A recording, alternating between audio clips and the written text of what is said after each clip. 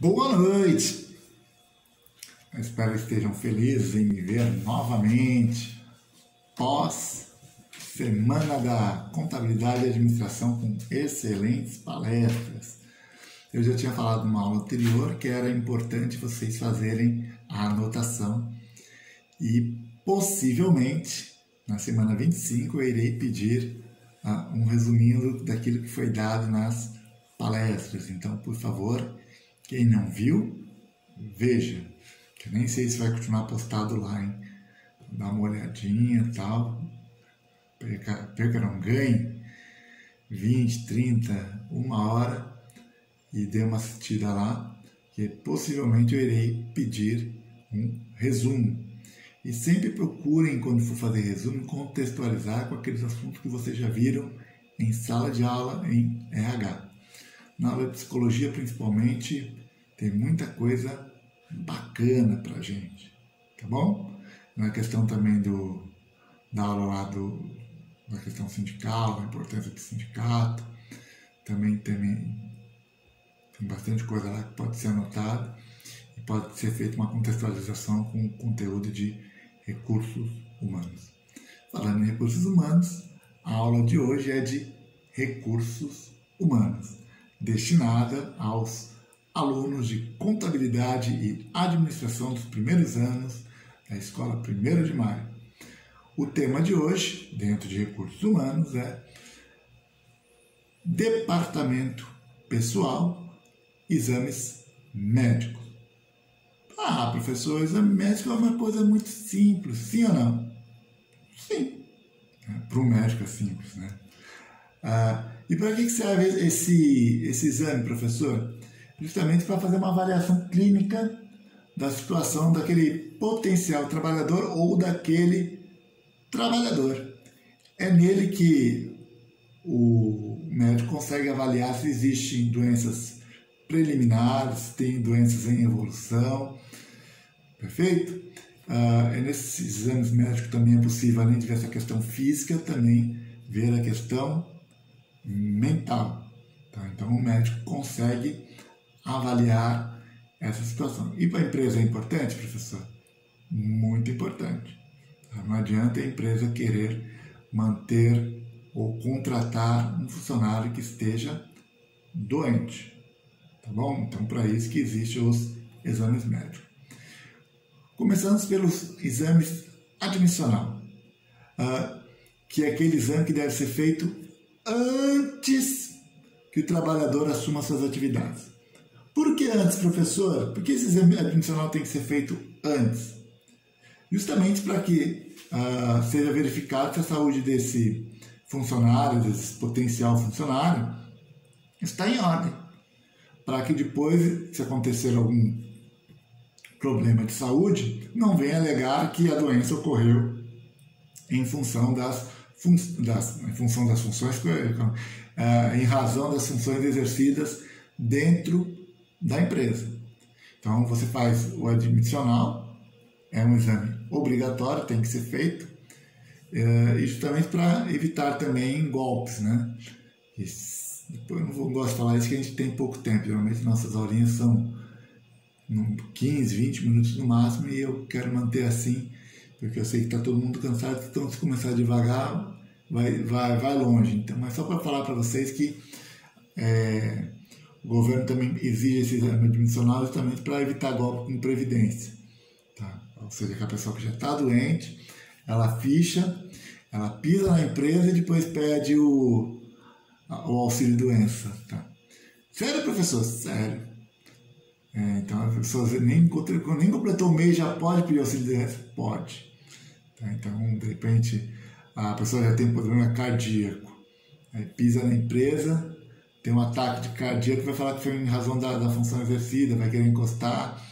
E aí é complicado porque são dois tipos de auxílio-doença, né? Quando é considerado acidente de trabalho ou o nexo causal no trabalho, se esse cara teve um ataque cardíaco hoje, ficar 10 anos afastado, esses 10 anos conta para aposentadoria. Agora, se ele tiver um ataque cardíaco fora, de lá, tal, e ficar 10 anos fora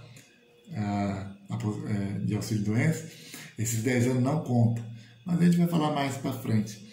Mas só vocês terem uma ideia como que é possível dar golpe e por que esse exame admissional é importante. Porque essa checagem da saúde do trabalhador antes que ele assuma o seu cargo dentro da empresa. Depois nós temos os exames periódicos.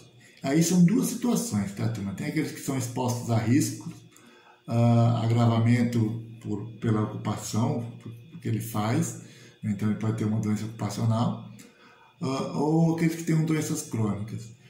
Então, vou dar exemplo para vocês daqueles que estejam expostos a risco. Por que eles têm que fazer exame? Vamos dar aquele cara técnico de radiologia. Para quem não sabe, tem 2 meses de férias, entende? Tem 2 férias por ano, tá? Quem mexe com isso. Por quê, professor? Porque o patrão é bonzinho? Porque o governo é bonzinho? Não! Né? Ele tem 2 férias por ano, também porque todo mundo sabe, quem mexe com isso, a chance de ter uma doença grave é grande. Então, já deixa o cara ter 2 férias para poder curtir bastante a vida que possivelmente é curta. Também quem trabalha com câmara hiperbárica, mergulhador, com aqueles equipamentos de pressão, também é uma situação diferente. Então, essas pessoas têm que ser feito exame pelo menos 1 ou 2 vezes por ano. Tá? Então, fica a critério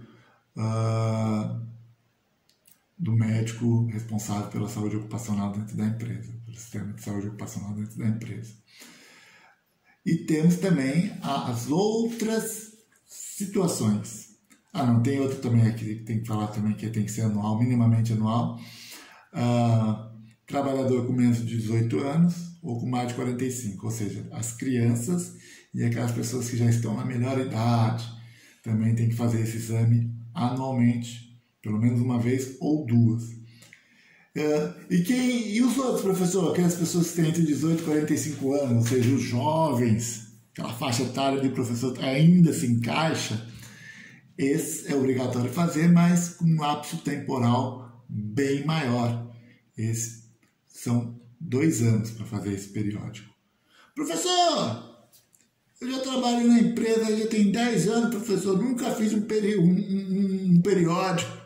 Está errado. Tá? A gente sabe que, infelizmente, a maioria das empresas não fazem esse exame periódico, mas está errado. Pela legislação, esse exame periódico é obrigatório e deveria ser feito. Tá? Porque se der algum CREP... Professor, como que dá algum CREP? Algum funcionário tem algum problema de saúde e de repente o governo desconfia, ele vai direto na empresa e vai, uma das coisas que a pessoa lá da Receita vai pedir, ou a responsável lá pela Previdência vai pedir, é justamente se a empresa está fazendo esses exames periódicos. Tá? Então, quando é um caso, beleza. Quando é 2, beleza. Quando tem 3, 4, 5 casos, você pode ter certeza que a turma da Previdência, um técnico da Previdência, vai bater na porta da empresa para saber o que está acontecendo. E uma das primeiras coisas que ele vai pedir é se essa empresa está fazendo o admissional e se está fazendo os exames periódicos. Tá bom? Depois disso, nós temos o exame de retorno ao trabalho. Professor, isso eu já fiz. Eu sofri um acidente aí, eu tive uma doença, fiquei 1 mês fora, quando eu voltei eu tive que passar na perícia. É a perícia, professor? É a perícia. Então, sempre quando você volta de um atestado médico que tenha mais de 30 dias, você é obrigado a passar por esse exame de retorno de trabalho, e algumas pessoas chamam isso aí de perícia. Tá? Que é justamente onde o médico vai falar, você ficou esse tempo todo de molho, deixa eu ver se você realmente vai voltar e se vai voltar em condições. Então, é necessário ter esse exame de retorno ao trabalho justamente por causa disso. Tá? Então, o médico tem que, não é... geralmente, quando você tem um atestado médico, o teu médico libera e você tem que pegar esse atestado e não ir já na empresa, não é? Você tem que pegar esse atestado, levar para o médico da empresa, liberar você. Geralmente é assim que acontece. Tá bom? Em órgãos públicos, entes públicos ou empresas privadas de médio e grande porte, tem que passar pelo sistema de saúde ocupacional. Não basta você levar o atestado, né, que está voltando. O médico de saúde ocupacional da empresa lá tem que autorizar. Depois vem o exame de mudança de função. Então vamos dizer aquela pessoa que exerce a função de auxiliar administrativo e fez um curso para técnico de radiologia justamente visando um salário maior e visando aquelas 2 férias por ano. Ele tem que fazer esse exame de mudança de função? Sim. Justamente que você presume que ele vai sair de uma função onde o risco é zero para uma função onde tem um risco maior. E o contrário também é verdade. Aquele cara que é técnico de raio-x, quer ser assistência administrativa, que está achando que está correndo risco, está achando que está colocando a saúde dele em risco e que é uma função que de repente tem menos risco, ele também tem que fazer, professor? Também tem que fazer, porque precisa avaliar como é que ele está saindo dessa função de risco e como que ele vai assumir a nova, como é que está a saúde dele. Então, esse é o exame de mudança de função. E, por fim, o exame mais triste de todos. Pensa bem, qual que é o exame mais triste de todos? Aquele que ninguém gosta de fazer. Demissional. É aquele quando a empresa te manda embora. É obrigatório fazer, professor? Sim, é obrigatório fazer justamente para o governo e a empresa e o sindicato ter total convicção que você está saindo da empresa com a saúde em dia, com a saúde perfeita. E se não tiver com a saúde perfeita, professor, dificilmente o sindicato vai deixar você ser mandado embora. Para você ser mandado embora, vai ter uma série de direitos para conseguir isso. Mas se tiver um bom sindicato, possivelmente vai mandar você se encaixar aí num auxílio-doença do INSS ou um plano de reaproveitamento dentro da empresa em outra função. É muito complicado mandar um funcionário com a saúde debilitada em função do cargo que ele exerceu embora. Praticamente impossível. Tá bom? Então, basta arranjar um bom advogado, um advogado bem mais ou menos, que ele consegue que essa demissão seja revertida e que isso não aconteça. Então, por isso que o demissional é um exame importante, porque para você sair de uma empresa, você tem que sair com a saúde em dia. Tem que sair em plenas condições de conseguir um novo emprego. E eu acho que por hoje tá bom, né? 13 minutinhos para dar sorte. Tá bom?